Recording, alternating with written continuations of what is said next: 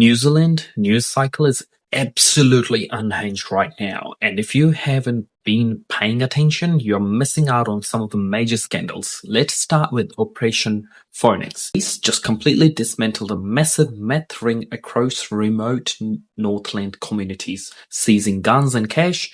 At the exact same time, a guy was stopped at the Auckland airport with nearly 20 kilos of a meth disguised as packets of a green tea. Here is this genius insight on this. This isn't just a street level drug problem anymore. It's highly organized corporate logistics network. Gangs are using remote country towns as a hidden distribution warehouse to avoid the city cops. By hitting the rural labs and the airport shipment, the police didn't just grab drugs, they broke the syndicate entire shipping line. But the cops have drama inside their own walls too. 3 police employees have just been criminally charged for possessing objectionable material after a rapid internal IT audit. Now, on the surface, this looks like a total PR disaster for the police, but looking deeper, it's actually a power move. By exposing and prosecuting their own staff publicly, the police are proving no one is above the law. It hurts their image today, but it saves their integrity for tomorrow. Meanwhile, down in Wellington, the city council is under absolute fire. It was just revealed they spent nearly $600,000 on a new website for the Central Library. Critics are calling it insulting and stupid, and honestly, they have a point.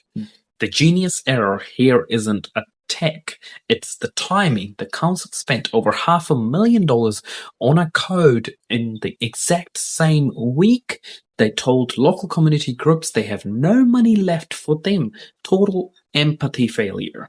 Now, for some classic political chess, the government suddenly announced they want to use $450 million emergency fund to boost public transport.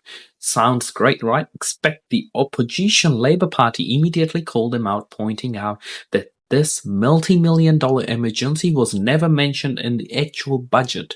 Basically, the government used financial cheat codes to look like heroes, and they got caught moving goalposts.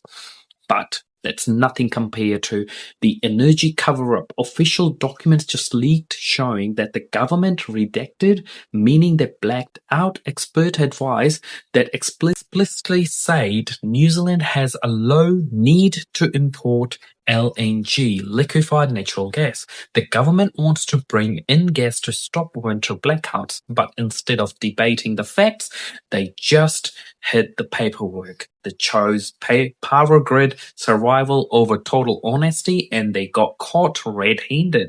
Finally, downside south, we are seeing a brutal reality of the economic slowdown. A failed building company in Dunedin was thought to owe a bit of money, but their estimated debt just skyrocketed 7-fold to over $6 million. This is ultimate domino effect because the company masked its losses and dragged things out for so long. Dozens of local subbies and plumbers and tradies are owed.